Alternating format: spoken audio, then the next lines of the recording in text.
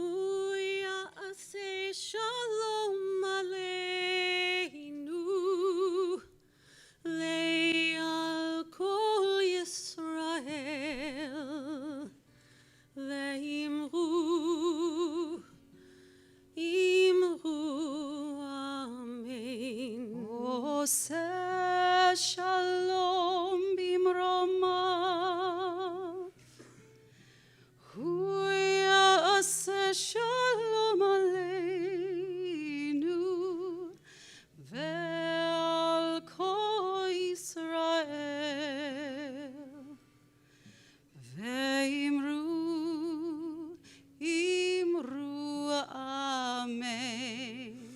יעשה שלום, יעשה שלום, שלום עלינו ועל כל ישראל. יעשה שלום, יעשה שלום, שלום עלינו ועל כל ישראל. יעשה שלום, יעשה שלום, שלום עלינו ועל כל ישראל. יעשה שלום, יעשה שלום, שלום עלינו ועל כל ישראל. יעשה שלום, יעשה שלום, שלום עלינו ועל כל יושבי תבל.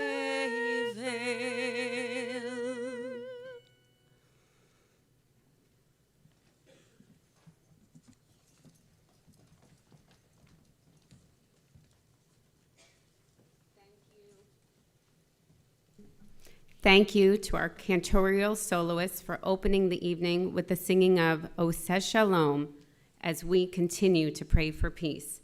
Good evening. I am Allie Rosenberg. And I am Stacy Science. We are the co-chairs of the Town of Newcastle Holocaust and Human Rights Committee. It has been a full year since the horrific and brutal attacks of October 7th. As you know, on October 7th, Hamas murdered 1,200 innocent Israeli men, women, and children. Hamas raped women and men, boys and girls, and took 251 hostages. 101 hostages remain in captivity. We are here tonight to mourn the innocent lives that have been taken, to pray for the safe return of the hostages, and to hope for a better world where such heinous acts can never happen again. We are grateful to all of you for being here tonight, both in person and to those who are joining us on the live stream. It is during difficult times like these that community brings us comfort and gives us strength to believe in a better future. In these dark times, we are lucky to have so many community partners who are supportive of Israel and the Jewish people. Some have even led and/or joined solidarity missions to Israel.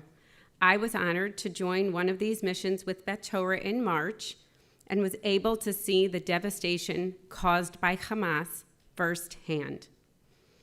In Israel, I was inspired by, and I continue to be inspired by, our community leaders' ability to provide comfort for our Israeli brothers and sisters. We would like to take this opportunity to thank all of our incredible community partners, the members of the Town of Newcastle Holocaust and Human Rights Committee, the Newcastle Town Board, the Antioch Baptist Church, Bet Torah Synagogue, Congregation B'nai Yisrael, the Church of St. Mary the Virgin, the First Congregational Church in Chappaqua, Temple Bethel, Temple Shari Tefillah, Greeley's Jewish Student Union, and our co-sponsor, Greeley's Enough Club. This past year, we have seen anti-Semitism rise to levels none of us could have ever imagined. Just yesterday, the ADL reported that over 10,000 anti-Semitic incidents occurred during this last year, a 200% increase since last year. We witnessed these anti-Semitic acts in our cities, in our communities, and on our college campuses. Despite this, we have hope. We have hope in you, our community that is united in its fight against hate. And we have hope in our youth. We have hope as we watch our co-sponsor, the students of Enough, continue their commitment to fight anti-Semitism and hate in all forms. It is now our honor to introduce the co-presidents of the Enough Club, Eva Millerman and Jared Science.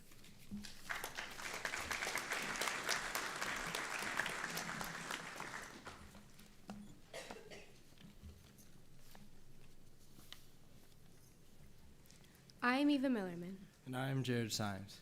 We are the co-presidents of the Horace Greeley High School Enough Club, which stands for Educate Now on Understanding Genocide and Hate. The mission of our club is to empower students to stand up to hate and to develop a community of acceptance through education and the understanding of people's differences. October 7th was the deadliest attack on the Jewish people since the Holocaust. We have seen anti-Semitism rise throughout our country and our world. This is why the students of Enough are committed to continuing to fight anti-Semitism and all hate wherever it arises by bringing speakers and educational programs like this evening to our fellow students and community members. Today, Elie Wiesel's words echo louder than ever. Action is the only remedy to indifference, the most insidious danger of all. Tonight, we are honored to listen to Nova Music Festival survivor Maya Isochev, who is also the granddaughter of a Holocaust survivor. Maya attended the Nova Music Festival to have fun and dance with her friends. However, at sunrise on October 7th, Hamas invaded the Nova Music Festival, brutally massacring 364 attendees and taking hostages.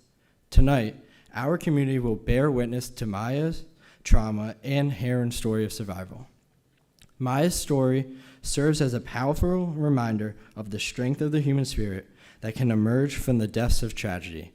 It is our honor to welcome Maya.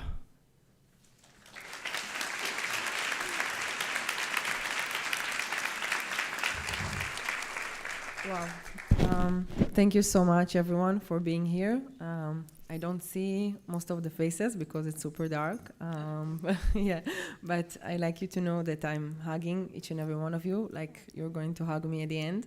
And I will share a little story of how I got here. It's my first time that I taken an Uber. Yeah, it was my first time. I downloaded the app. Eventually, I found the driver, and he asked me in the Uber if Maya is my real name. And I was like kind of surprised of the question, and I was like, yes. And he told me in what language. And I said Hebrew, but actually I had I had a trouble with my name. I couldn't agree with it. Only 2 years ago that I realized that in Nepali language it means love. And this is been the most hardest day because I always speak. Normally I disconnect from the story when I tell it, but today it's so hard for me to disconnect. I try so hard. I might not succeed, but it is what it is. So I'm always finishing in the message of love. And today is taking me the very last strength of love that I have to share it with you. And as I sat down in an Uber, he asked me what language.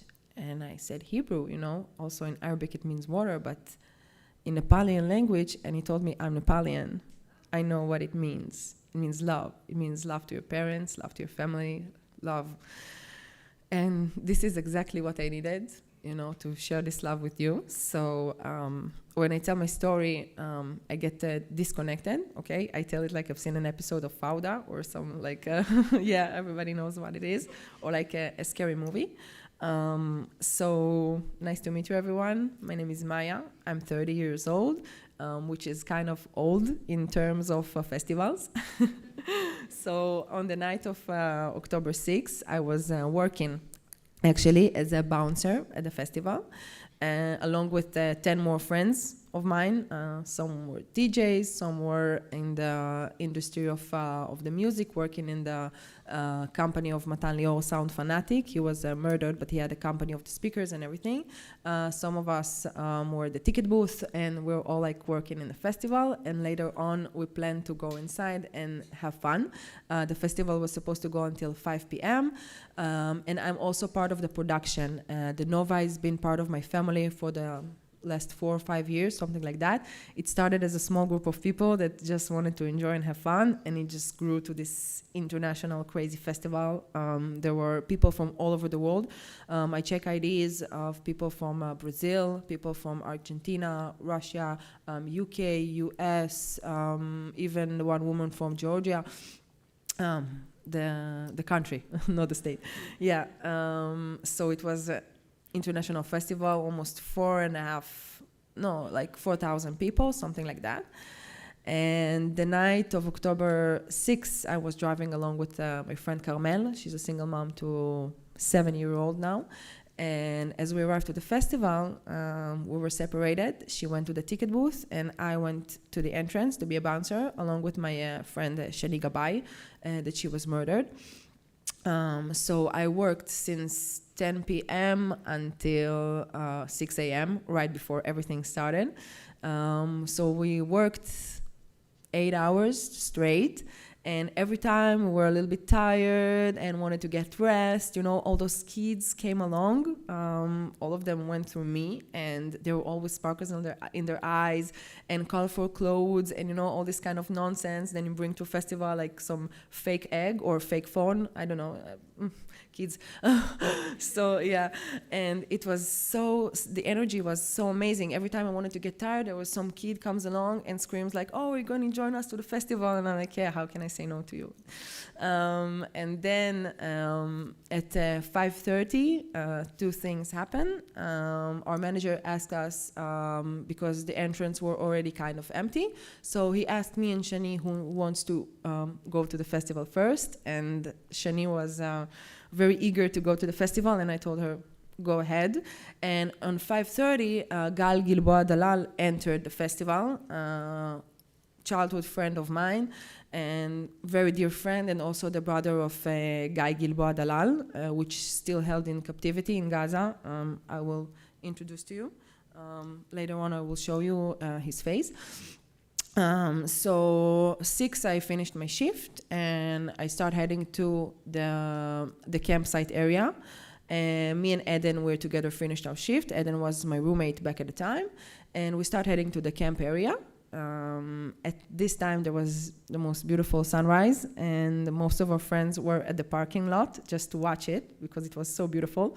So there was only me and Eden in the camp area, and the only thing I did, 6:15, was change my shoes. I had a guardian angel that day that's every step in the road, he was just keeping me safe because I was wearing like big heel platform boots, so nobody would pass me. And the only thing I did was change my shoes to running sneakers, New Balance 530. It's not a commercial. It is what it is. So I changed my shoes to sneakers. Eventually, I find myself running for 13 miles, so you can imagine how it helped me. And then, after like 10 minutes, we heard that the speakers went off. They were like some weird noises, even before we saw the rockets, even before we heard the Tzeva Adom alerts. And I looked at Eden, and I was like, Eden, there is no way something wrong with the speakers. It's like the newest Void speakers or whatever. I'm not know much about this, but there is no way that there is something wrong with the speakers. What's going on? And then after 2 minutes, the music stopped, and we could hear it. In the southern of Israel, we're kind of used to rockets, so it's not a big deal. But the alarm sounds a bit different. It's like Tzeva Adom, red alert, red alert. And first we heard it, and then I looked up. And I saw, like, the amount was crazy. Normally it's like 1, 2, 3, 4, 5 tops, but it was like 30 rockets at the sky like every minute. So it was just like boom, boom, boom, boom. The Iron Dome was like working nonstop.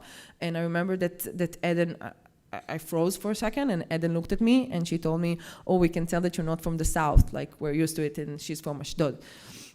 And after a couple of minutes, thank God, but 3 of our friends, Lior, Ran, and Sagi is a close friend of mine, and we escaped together, ran towards us. And I remember that Lior, she just grabbed the seat underneath me as I was still sitting on the chair, and she just pulled it so I would get up. And I was like, "Lior, you can calm down, everything's okay."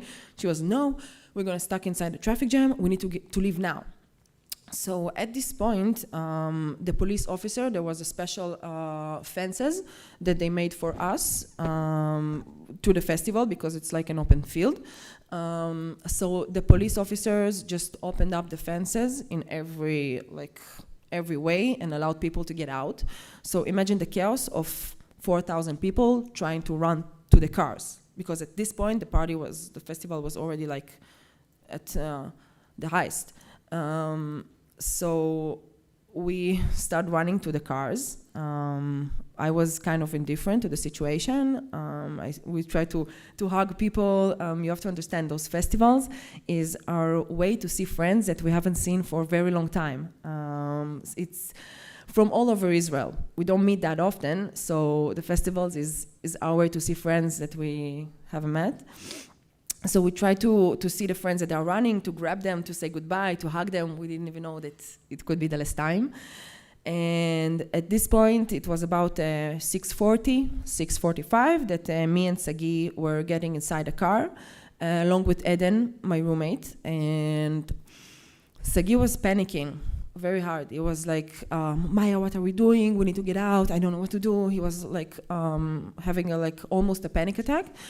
And I tried to get us out of the dirt roads. I'm not sure how many of you have seen the videos, but just open social media. So there is only one main road leading to the festival. All of the others are dirt roads, and people trying to get away from these dirt roads to this one main road.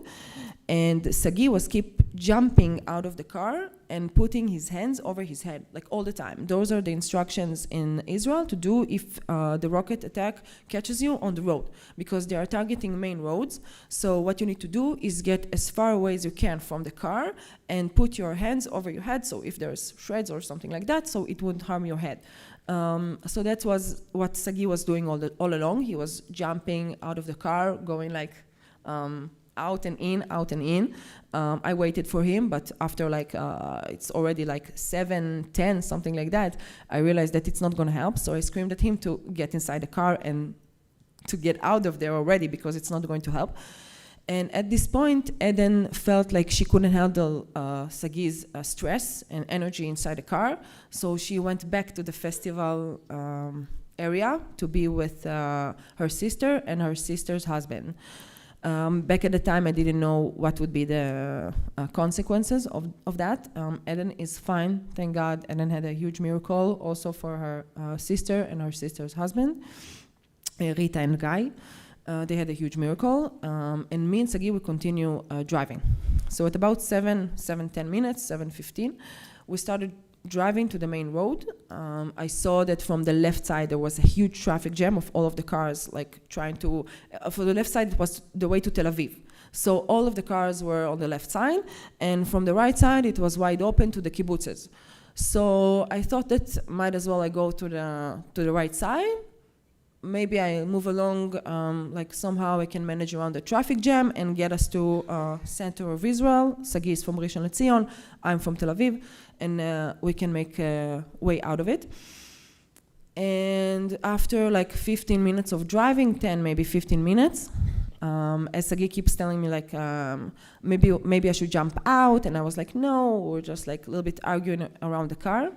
And then he screamed, "Maya, stop the car. Stop the car now!" And he screamed, and I froze. I hit the brakes so hard, and I lift my head up, and I saw that the two cars in front of me, I just like woke up from the trance of the driving or something like that, and as I looked up, I saw the two cars in front of me getting shot. And I realized that the small pack, there was a small pack sounds, that is automatic gun. And I realized that there are terrorists from both sides of the road, maybe 70, 100 meters in front of me, that's targeting the cars on the road. And I panicked and I hid under the wheel as Sagi opens the car door, and he ran right to the bomb shelter over him, the one with the bird on it. And I remember that I didn't know what to do, and I looked from the right side, and I saw Sagi at the entrance of the bomb shelter just telling me to get inside quickly. And I remember that I was thinking, if I die, I might as well die doing something and not hiding under the wheel.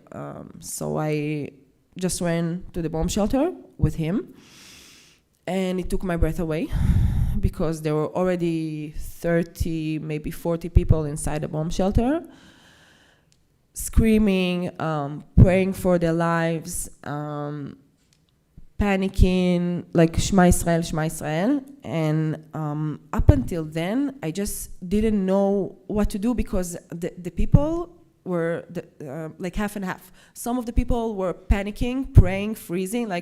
While I was driving, I saw girls shaking and freezing. And from the other hand, I just saw people dancing in their cars, putting music. They were never going to beat us, and what a blast party! Making fun out of it. So you don't know really what you should pick. Should I panic? Should I not? So I decided. I think my mind just protected me to be indifferent to the situation. And I thought to myself in the bomb shelter, why are those people panicking about? There is a terrorist, and in my mind, I was combat soldier at artillery force. It was years ago, but we studied that if terrorists invade Israel, they come in squads of 4 and 5. So I thought that, okay, soon the police, the IDF, somebody is going to come and rescue us. So everything's going to be fine. Why people are panicking about? And as we heard, the rockets keep going on, and we heard the boom sounds all along, and the terrorists were approaching. Back at the time, I didn't know the huge amount that they were. And we stayed at the bomb shelter for 10 more minutes. So in about 7:45, I felt a hand grabbing me, because at the time, imagine how smart Sagi was, and I thought he was panicking. He went to the end of the bomb shelter, where the only living people were buried under dead bodies. So he went there, and I was in front of the bomb shelter. And after 5-10 minutes, I felt a hand grabbing my wrist, and he looked me in the eyes, and he told me, Maya, we're not staying here. And I looked at him, and I tried to talk sense into him and telling him that there are terrorists outside approaching, and there are rockets still going on, and we should stay in the bomb shelter because that's what it's supposed to do, to protect us from bomb. It's a shelter. And I'm so lucky that he just grabbed my hand, and the only thing he said is, Maya, we're not staying here. Maya, we're not staying here. He didn't even argue with me. He just said one sentence in Hebrew, lo nisharim kan, like a mantra, I don't know. And he just, Maya, we're not staying here. Maya, we're not staying here, as I'm trying to convince him to stay. And after a couple of minutes, he just grabbed my hand, and I was like, okay, I'll go with you, whatever you choose. And we ran again to the car under fire and everything, and we made a U-turn back to the traffic jam to the left side. And I remember that I looked right after my shoulder, on the right side, where the cars got back from the direction that we were supposed to go to. And I'm not sure how many of you, but this picture I really remember. I'm not sure how many of you know the picture of the lynch in Ramallah, with the bloody hands. So people were with the gun injuries inside the car, people with bloody hands, almost leaning from the window, begging us not to go there, with bloody hands like that, telling us, don't go there, shooting, they're terrorists. And I remember that I looked at the situation, and for me, maybe something, I don't know what happened, maybe somebody cut their leg or something. I couldn't, it didn't click yet. So we drove to the left side, another 10 more minutes. So we left the bomb shelter at about 7:45. For me, I just left the place. I didn't know, I didn't realize what happened there. Only a few days after I received the video, and I just watched it obsessively, and I couldn't sleep. It was because for me the horrible thing was that the running and the bullets and the shooting and everything, which is like terrible enough, but what happened in the bomb shelter was I just couldn't sleep. So we continued driving to the left side, and we got stuck inside the traffic jam. At this point, Sagi opens the door, and he just started running. And in my mind, I'm still the logic one. I'm still the, I don't know, smart one. Like, I was thinking, how is he going to get to Rishon LeZion without a car? Is he going to run all the way to Rishon LeZion? I don't think so. So I'm the smart one, I'm the logic one, and I will get us out of here in the car, and I'll catch up with him later. And as I'm thinking that thought, and I'm trying to make my way to the other way of the road, a red car crosses me, and I will never forget this car in my life. It was a very small similarity to a car, because you only see this car in the movies or in the Nova exhibit. The car was filled with bullet holes. The hood was open like that. I don't even know how it happened. The car almost crashed a tree. All the windows were smashed. And the driver opens up the door, and she screams, please help me, please help me. They shot her. And I remember that I was like, what? And I lift myself up a little bit to look away from the windshield. And then I saw the other seat, the seat next to the driver, opens up, and she just screamed and fell to the ground. It was probably a gunshot in the head or in the neck. I don't know, because I saw so much blood, and she screamed and fell to the ground. And then it clicked. It clicked. Somebody screamed a tourniquet. In Hebrew, that's army military slang. It's chet ayin.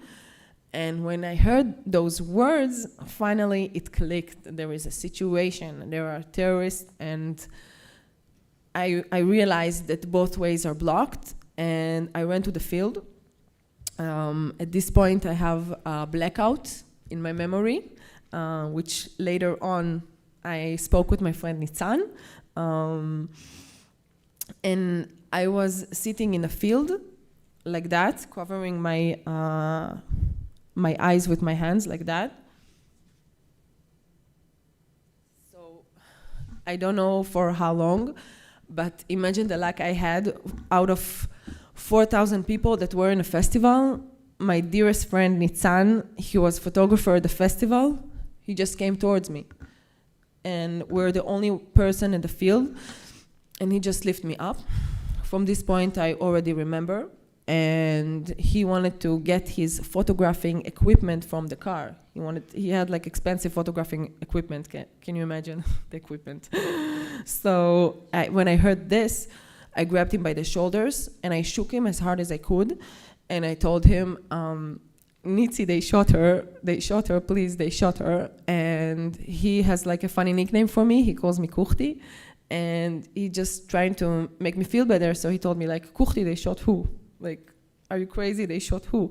But then he saw the look in my eyes, and I convinced him. There was not much speaking that I needed to do. I convinced him to make a U-turn, and we almost got to the field of the videos that everybody saw, I guess. If not, I can describe it, but it's just enough that you open the TV or social media. I think we're all traumatized by it, people that weren't even there. And I saw Sagi in one of the private cars. There were private cars that trying to make their way out of the field. It was a very hilly field, so in my mind, a car will never get out of there. And also in my mind, car equals death. Because I saw what happens in both of the roads, and I know that he will never make it in the car. I don't know, maybe I'm wrong, maybe I'm right, but I just went to the car.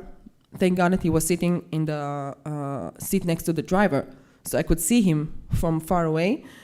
I don't even know how I saw him, but I just grabbed him and I tried to pull him out of the car, because the car was like maybe 5 kilometers per hour. It wasn't even moving. So I tried to pull him out of the car as he tried to get me inside the car. And there was like a crazy moment that we're pulling each other, and then the driver screamed at us, "What's your decision? What do you decide? In or out? I need to go now." And I just like woke up again because you're kind of indifferent, but then you realize the situation, so you kind of connect and disconnect. So I pulled Sagi out. I told him what I saw in the car, and we started running. And I'm sure everybody's seen the videos, so I don't need to tell you how it looks like. I will share how it feels like. It's one of the darkest moments in my life because I'm a person that always wants to help. I don't know, when I see an old lady or even a bug, I think we all are, all the good people are. And at this point, I couldn't, I don't know, I wouldn't, I don't even know how to call it, but I didn't help anyone. And in my mind, I'm still thinking, oh, maybe they fell because it maybe just bruised their leg. I don't know, because I could hear the bullet, I could feel them, but still something about this disconnection maybe protected me, I don't know. So when we heard the bullets from the right side and we saw them, we just ran to the left side. We had no idea where we're running. We saw them from the left side, so we ran to the right side, and so it goes on for like 4.5 hours. The first 2-3 hours were the most crucial because they were like chasing us, and I couldn't understand because I just saw a squad of 4 or 5 terrorists. So how come they're chasing us so far? How come there are so many? And then I heard the rumors. First they were screaming, "They're in Be'eri, don't go there." So we did a U-turn, and then they screamed, "They're in Re'im, don't go there." And then we make a U-turn. And then I heard the most horrible thing. They're kidnapping. They're kidnapping. They're kidnapping. הם חוטפים, הם חוטפים, הם חוטפים, הם חוטפים, they're kidnapping. And the second that I heard this, there was one of the most terrifying moments because I remember that I told Sagi that I'd rather be dead than get raped, to be honest with you. And I might as well just stand here and wait for the bullet. And because we all know, back at my time when I was a combat soldier, women were not allowed into the Gaza borders or into Lebanon because of exactly those matters, and we were warned about this. So I told Sagi, and he told me, "Maya, we're not stopping. We're continue running." So I didn't even stop. You feel like an animal in National Geographic. It's crazy. Bless you. And then like half an hour before the kibbutz Patish. I don't even know which way we were running, so God was with me that day and with Sagi as well. And half an hour we were away from Patish, which is a kibbutz nearby. Back at the time, we didn't know, but there were 22 kibbutzes occupied already, so we could just run easily to every one of the kibbutzes. But we stayed at a greenhouse like half an hour from Patish, and there are volunteers from Patish that heard about what's going on. So there were a lot of volunteers in the fields trying to look for partygoers. So luckily for us, we met with one of the volunteers, and he walked us to Patish. And when we arrived to Patish, I had a chance to look at my phone a little bit, and I saw WhatsApp messages from Eden, and I realized what happened to people that stayed at the festival area. She was stuck inside of the ticket booth for 6-7 hours. She had a great miracle. Back at the time, I didn't know what's going on with her because she sent me pictures of her full with blood, and I didn't know if it was her blood or it was her sister's husband blood. What happened in the ticket booth, it's a small ticket booth, very similar to a bomb shelter, with 5 windows from each side. So the purpose of the ticket booth is after you go through me, the bouncer, you get a security check, how ironic, and then you get through the ticket booth with 5 windows from each side. So imagine if a terrorist is standing from the right side, he can just look through the window. There is no way to hide. but instead of looking in the window, they decided to shoot the whole thing from far, twice. So, and after 6 hours, lying like that in their own blood, in their own piss, there was one, I don't even know how to call it, person from Gaza, citizen or whatever, and he just came, he looked through the window, he saw them, and he stole their money and their phones. So, yeah, so the humanity to see people in such condition and steal. So that's why we didn't know what happened to Eden, because the last messages that I saw from her that she's covered with blood, and I don't know even whose blood, and she's telling me that they're shooting everyone there. And I was running and getting shot as well, so I didn't know even what to do. But then the bigger picture, I started to understand it. When we arrived to Patish, I remember that, we only discovered it a few days later, but Sagi twisted his ankle so badly that he couldn't move for 1 week. My whole legs were scratched, but we didn't even notice. We didn't even care. When we arrived to Patish, it was about 12:30, 1 p.m., something like that. And the people from Patish lied to us. They said that there was only like 80 terrorists, so we wouldn't panic that our friends are over there, because we wanted to get back and save them. And the people from Patish arranged buses for us to Beersheba, which was kind of safe. And when we got to Beersheba, after we got to Patish, there was an attempt of terrorists to get there 15 minutes later, but thank God, because there were already like some forces there that understood, also like people from Patish, they couldn't succeed.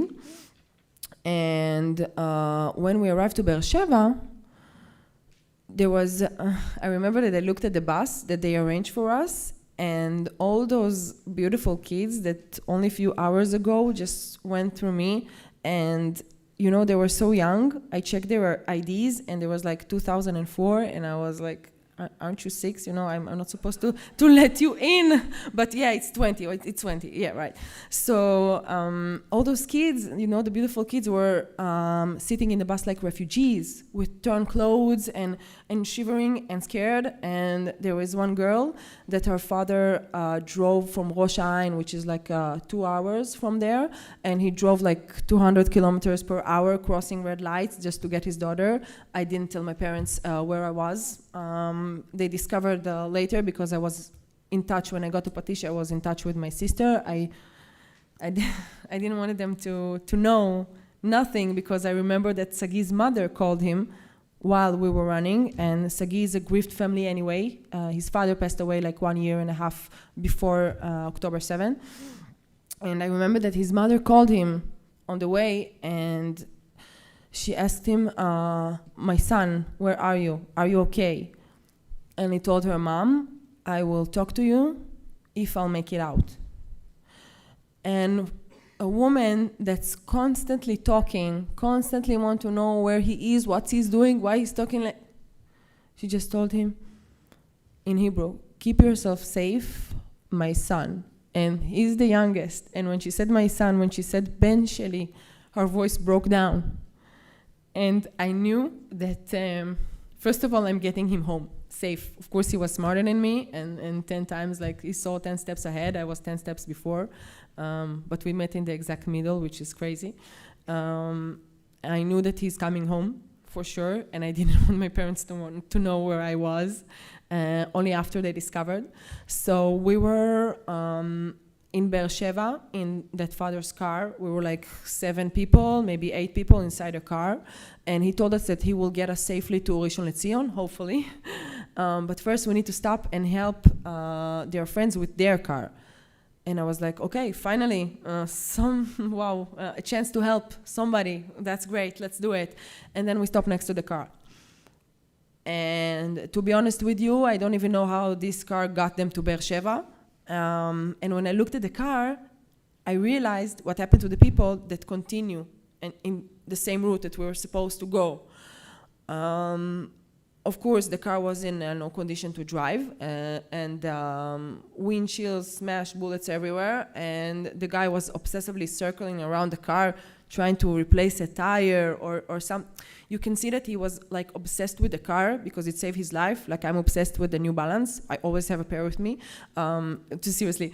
So he was obsessed with the car, and I understood that there is nothing I can do for him, but I approached the girl that was sitting on the floor, like hugging her knees, and she was shaking. And I approached her and I asked her if there is something I can do to help. And she told me, just look at the seat where I was sitting. And of course the car was like in really bad shape, but the thing that got me is the bullet that was still stuck in the seat, like over here, still stuck. And I don't know how they are alive. Probably he was driving like that. So many miracles happened along the way. But that's when the bigger picture started to appear. And you think you've been through the worst, but then I got home. And we opened the Gaza Now Telegram. So the videos that are running right now in social media and on TV is maybe like 10 or 15% of what we saw in that week, in that day. We had to watch all the videos, all of them. I didn't have the privilege not to watch because one of them I might recognize my friends. I had a friend with a yellow shirt, and I remember that I zoomed in. There is a terrible video of Hamas terrorists taking this guy head off with a shovel, and I remember that I zoomed in to see if it's my friend. So we had no choice. And this is why I cannot watch them anymore. This is why every time that I see this on social media, it triggers me. And this also how we knew that guy was kidnapped. He's one of the first hostages videos that were published, along with Almog Mirjan and Bar Elkana and his friend Eviatar David. I will show him to you.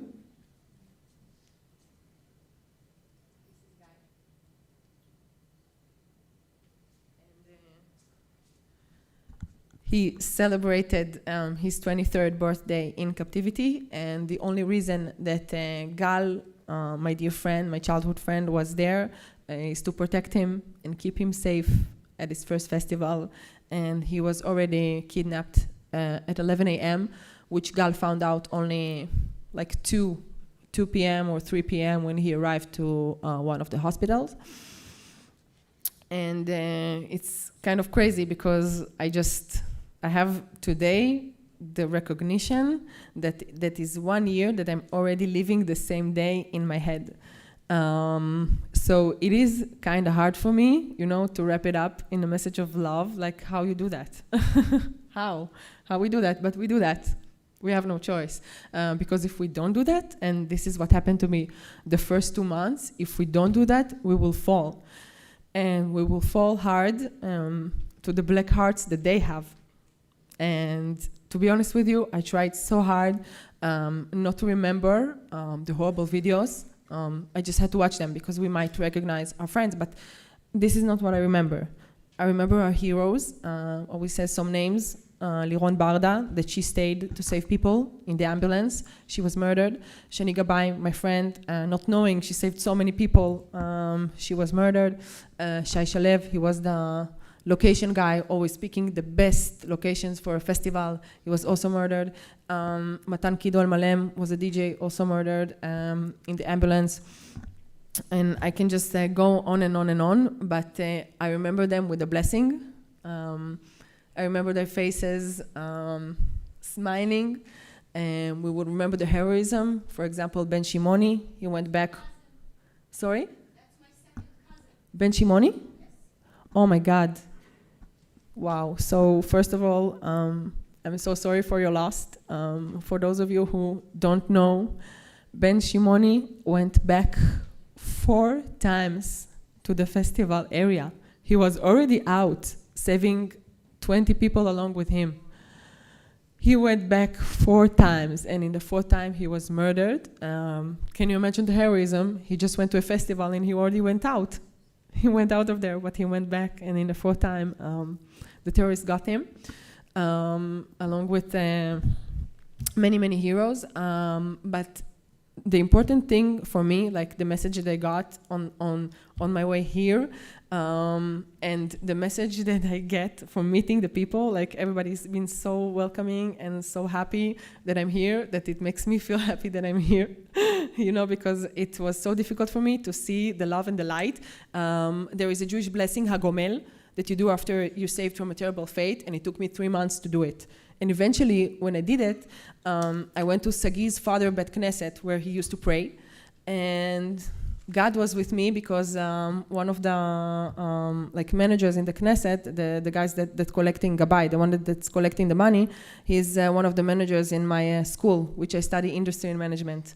So God just brings the people to support all along the way, and as hard it is for me to feel the energy on October 7th, because I cannot believe that it's been a year, but I will still stand with a message of love, because if we don't send a message of love to our hostages and to each other, that's it for us, I think. And I think each and every one of us should take what happened as a secret superpower. That's what I do. That's my healing process for the last year, along with therapy, surfing, which I fall every time, and crazy things that I did. Also, sharing the story also helps. But this is the most important thing, I think.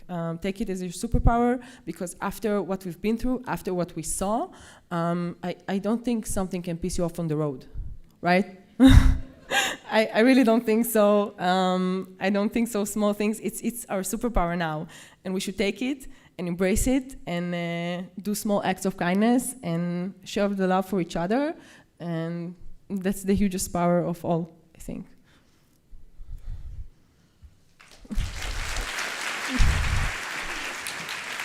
Thank you so much.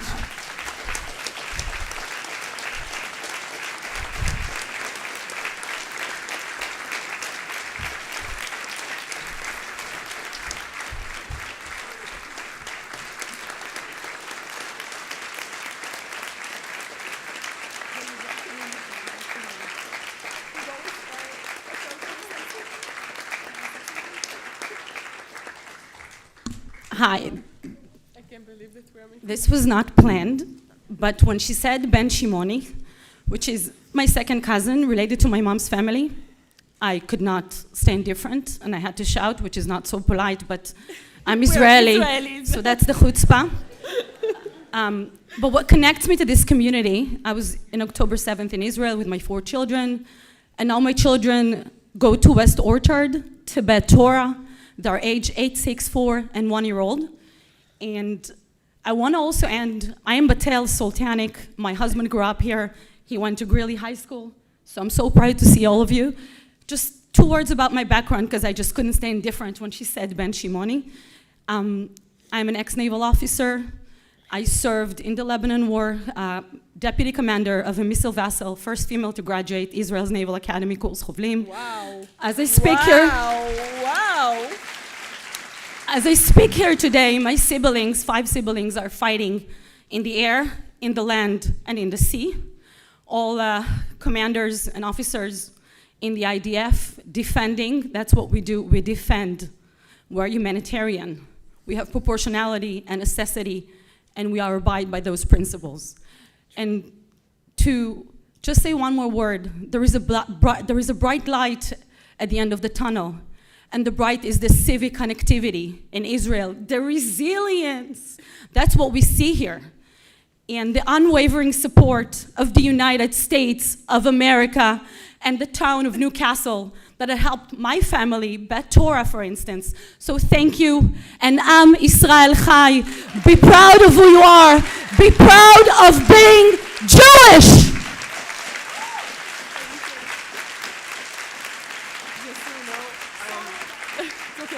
I talk about Ben Shimoni every time, just so you know, and I just, I almost forgot. So every time, we will remember everyone. Thank you. That's it.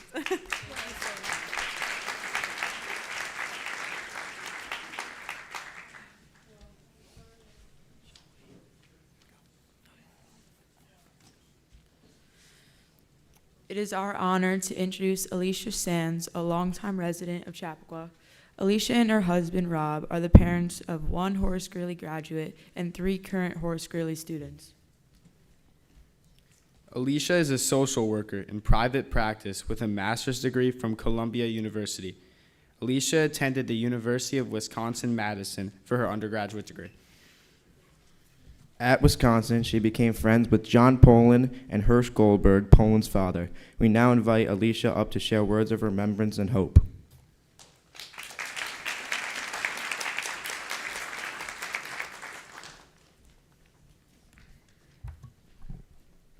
I just wanted to thank Maya for sharing her story. I think she was so brave and you have a great spirit. You're very resilient.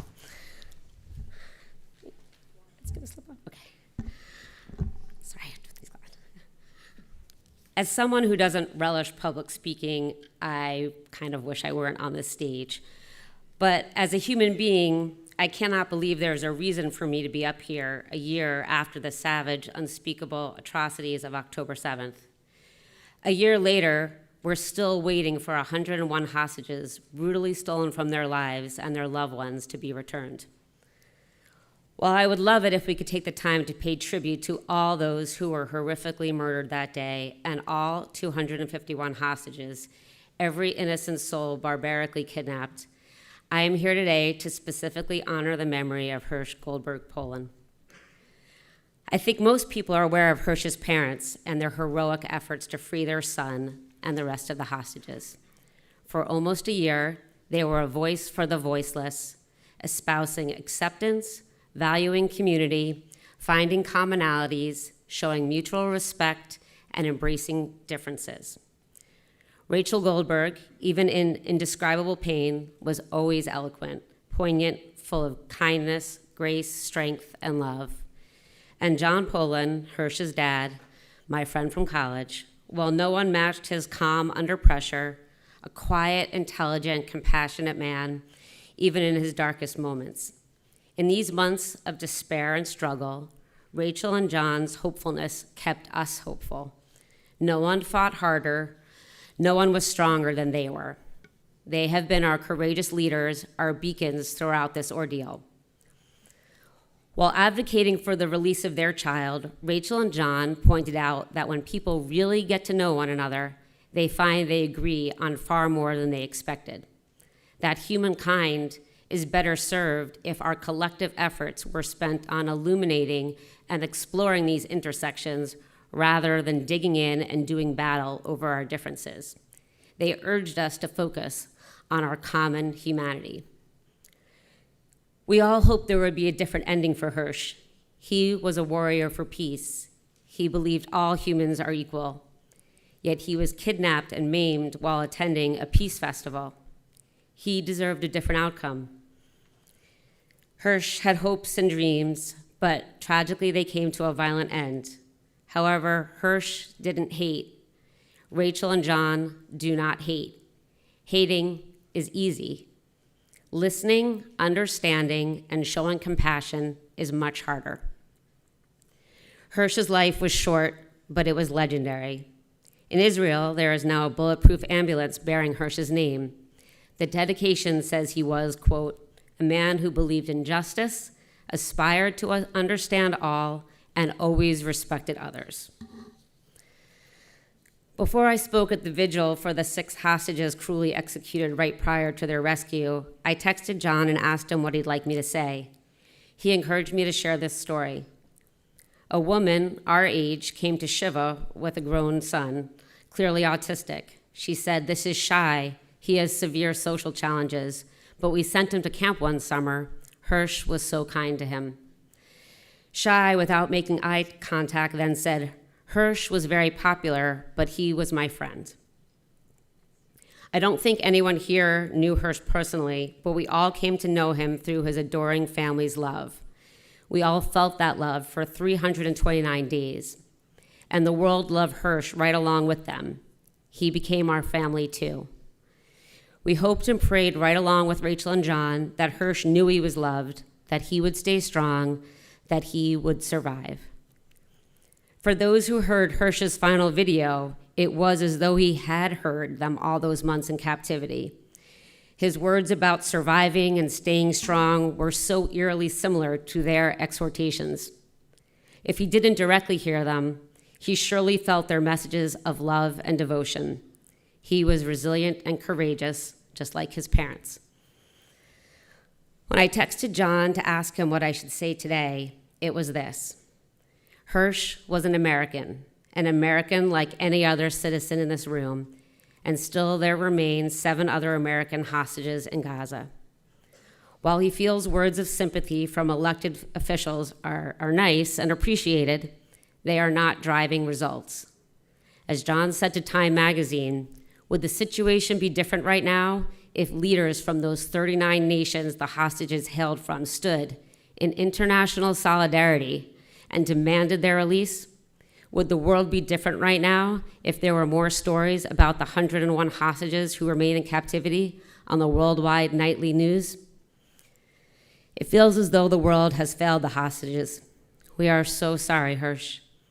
But the people who definitely did not fail him were his beloved family. From their palpable pain and from Hirsch's murder, let us come into the light. Let their suffering and all the suffering not be in vain. In his eulogy, John asked for Hirsch's death to be a revolution. May we do all that we can to use our energy to spread Hirsch's positivity, to ensure that his death is a revolution of moral clarity, a revolution that guides us to find a way to defeat hate, mistrust, corruption together, to find a way towards peace, kindness, justice, and hope.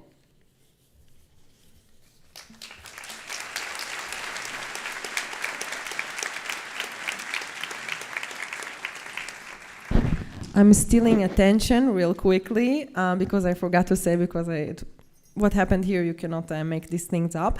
But we also have link to donate to my community for the example, for the exhibit, so everybody could see what happened, for our healing community days, for programs, for therapy, for Nova House, that people can come every day, not just once a week. So if you guys want, you have a barcode at the entrance, whatever you like. Thank you so much. I love you.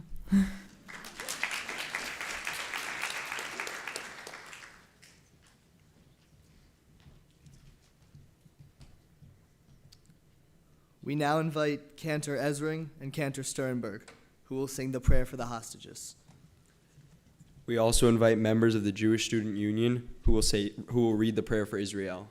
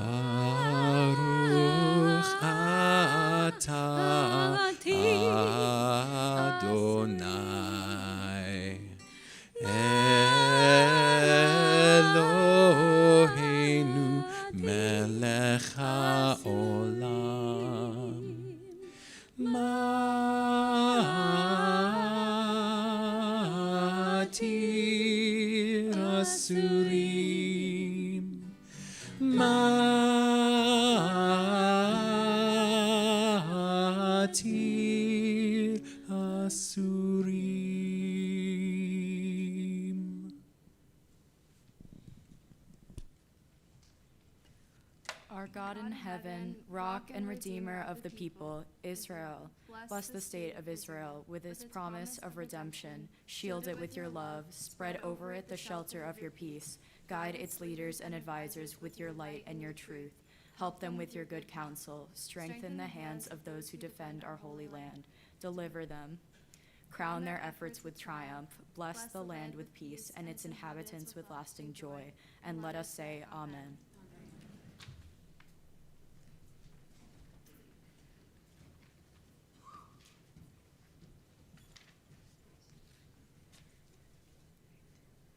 We now invite Reverend Dr. Jacobs and Reverend Lee, who will share a reading.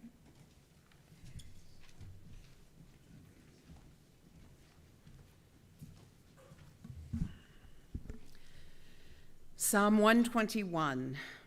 I turn my eyes to the mountains. From where will my help come? My help comes from the Lord, maker of heaven and earth. He will not let your foot give way. Your guardian will not slumber. See, the guardian of Israel neither slumbers nor sleeps. The Lord is your guardian. The Lord is your protection at your right hand. By day the sun will not strike you, nor the moon by night.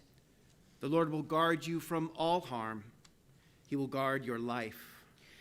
The Lord will guard your going and your coming now and forever. Amen.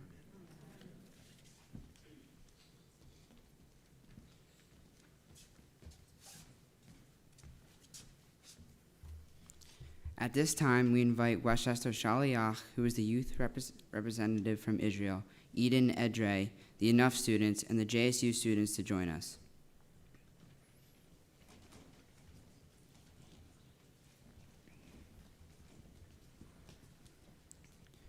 We light these memorial candles in memory of the innocent lives we have lost, and we pray for the safe return of all those still being held hostage in Gaza.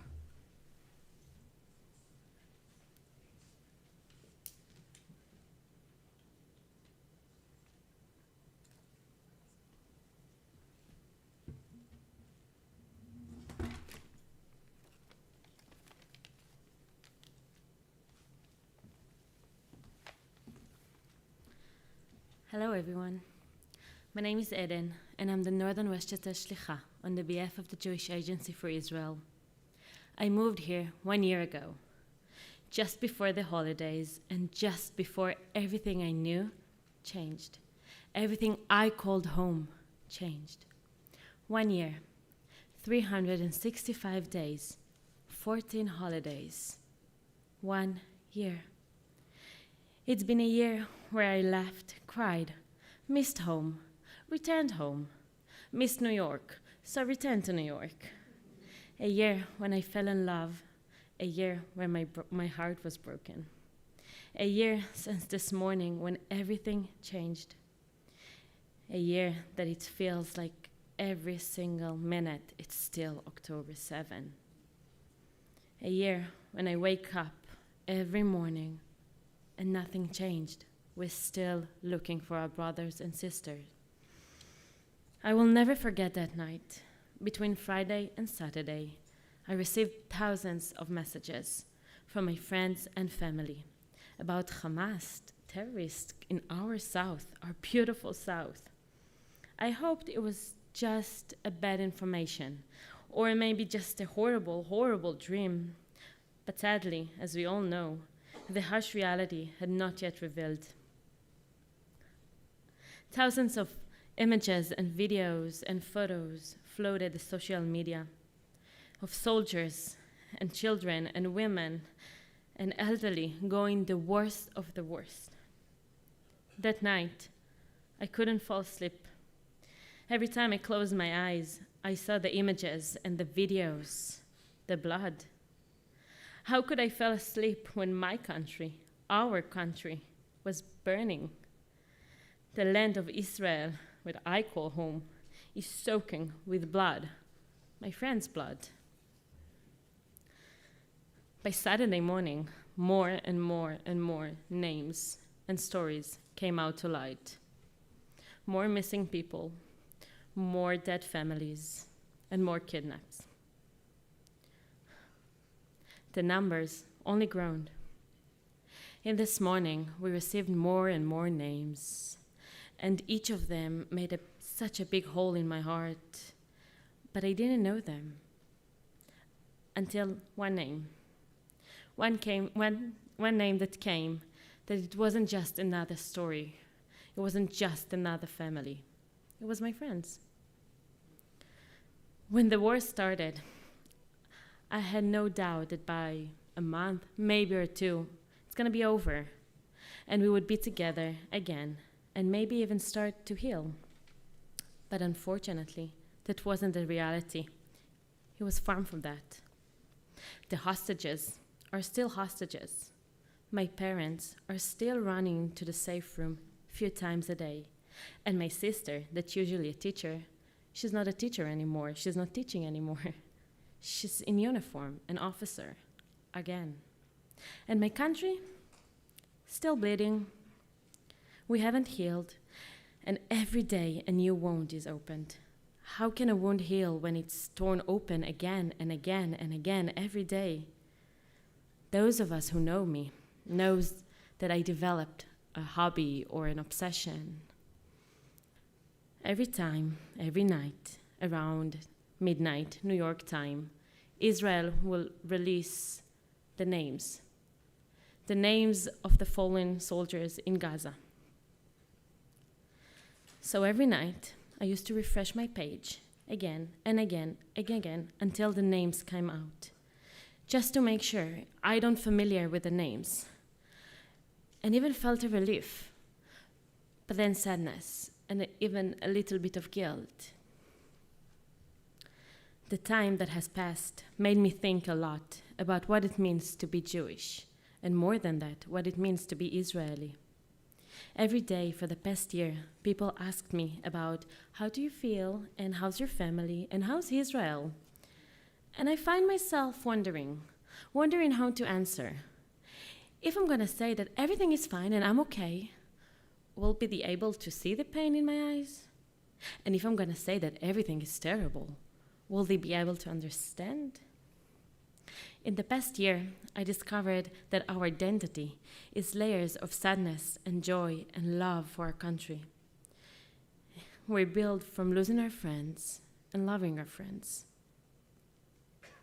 In Israel, in our Jewish culture, when someone died, we have a shiva. And when you go to shiva, you understand how big is your family, because this is Israel. We're all family. In this year, I learned what it means to be available 24/7 for maybe one messages from your friends in the front line, knowing that maybe, just maybe, they will have a short break just to text, "Hi, I'm alive." When I talk about my sister and brother, both of them are in the military right now, or just my friends, everyone says, "Oh, what a heroes."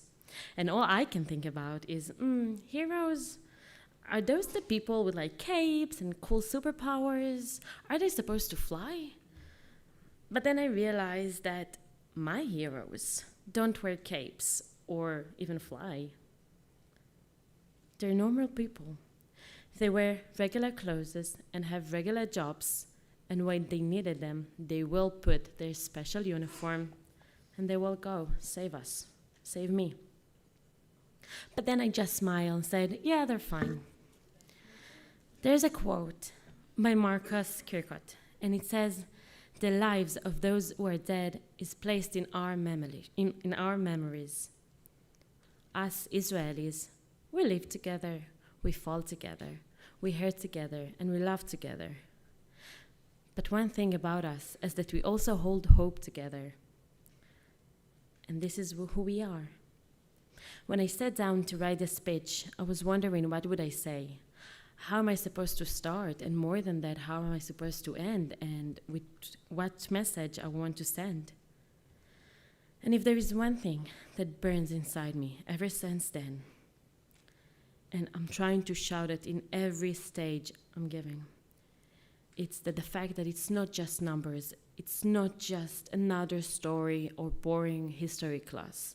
This is my present. This is my future, and this will always be a part of me, of us. Those are my generations. These are my classmates.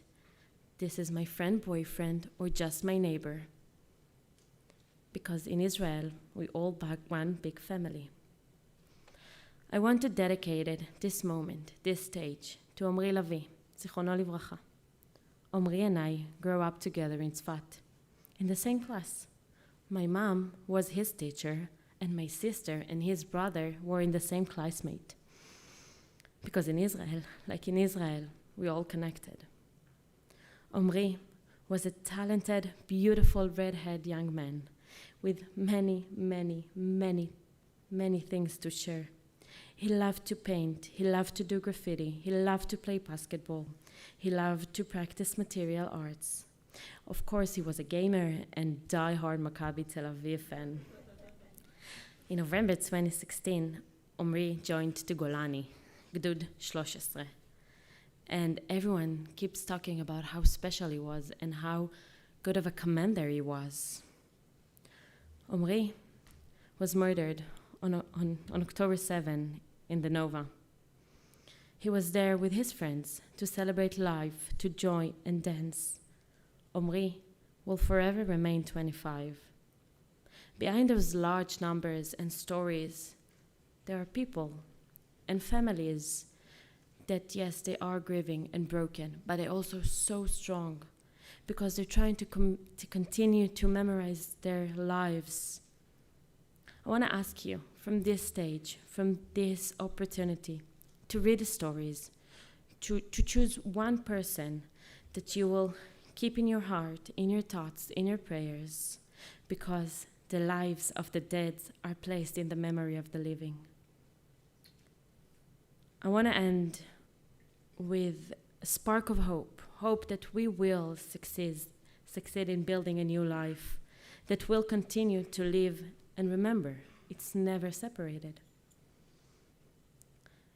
To be Israeli, it's about believe, despite everything, that there is a better future, and together we can create this future. Thank you.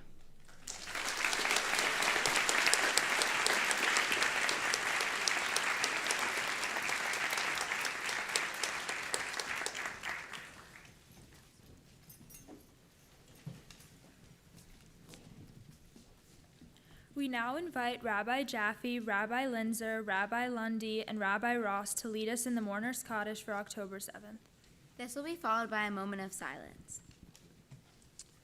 This version of Mourner's Kaddish follows the structure of the Kaddish tome, for we offer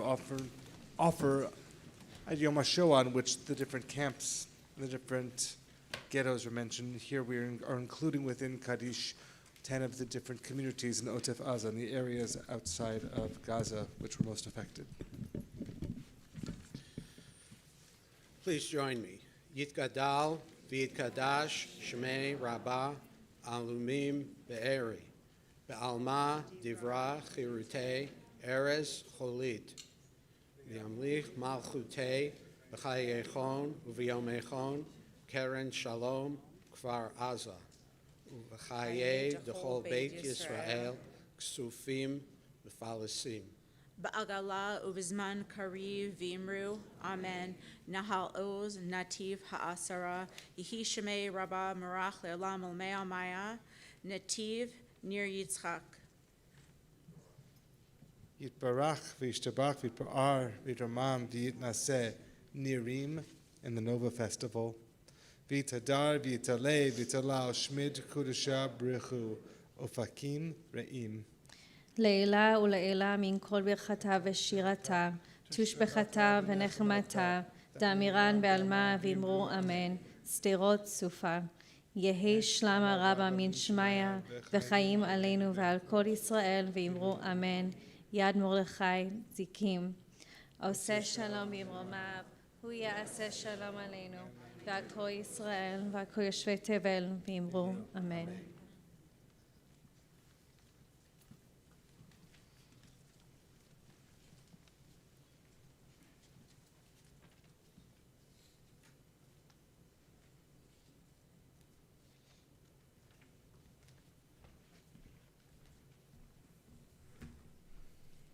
We now invite the cantors up to sing Hatikva.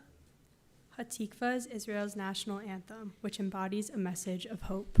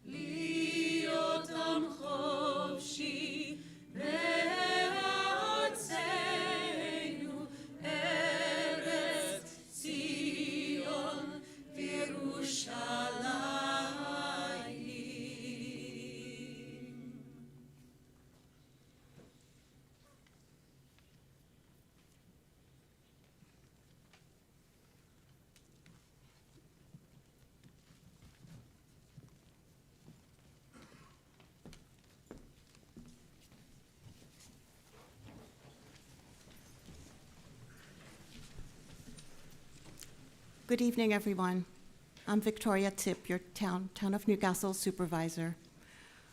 In these moments, it's so important to remember who makes these moments possible, because it's in times of darkness that community is so important. So I'd like to actually start by thanking everyone in the audience today and all those who are listening at home at this live stream. Thank you for being with all of us today to help alleviate the darkness. I would like to first recognize Ali Rosenberg and Stacy Science, co-chairs of the Town of Newcastle Holocaust and Human Rights Committee, and all of the committee members. And also Ava Millerman and Jared Science, co-presidents of the Enough Club, and all the members of the Enough Club. Thank you for making tonight possible and for your consistently outstanding work to help us navigate these extremely difficult times. I especially want to express our profound gratitude to our keynote speaker, Maya Izuchiev, who traveled all the way from Israel to be with us. And I know that it was so hard, and it is so hard for you to continue to tell your story. But it's a true devotion to the act of bearing witness. And bearing witness is essential to our humanity and to help us remember, because as someone was saying, there are layers of remembrance, and I think we're all continuing to process. And as we hear from those who have direct experience, we can continue to add those layers for ourselves and for history.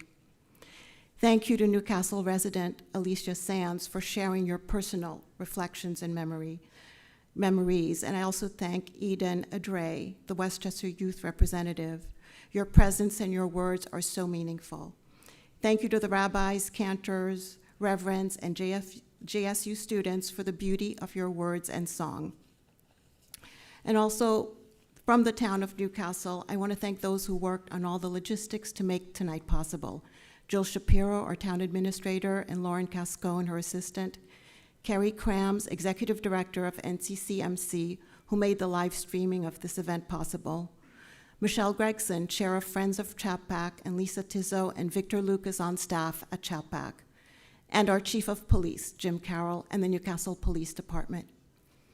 As we conclude the program, I will share what I've read of Elie Wiesel's 2 favorite words. Those words are, and yet. He reflects on these words on his book, All Rivers Run to the Sea. And yet are words of resilience and hope. In the darkest of times, the human spirit can still say, and yet. So let's retain our faith that the hostages know we have not forgotten them and that we stand by them by not losing our own hope. We have seen the depths of humanity's evils, and yet we continue to stand strong against it. And yet we continue to have faith in humanity's capacity for goodness, virtue, compassion, and as Maya has so eloquently shown us, love. And yet we continue to demand of the world, bring them home. And now I'd like to reintroduce Ava Millerman and Jared Science for some final words.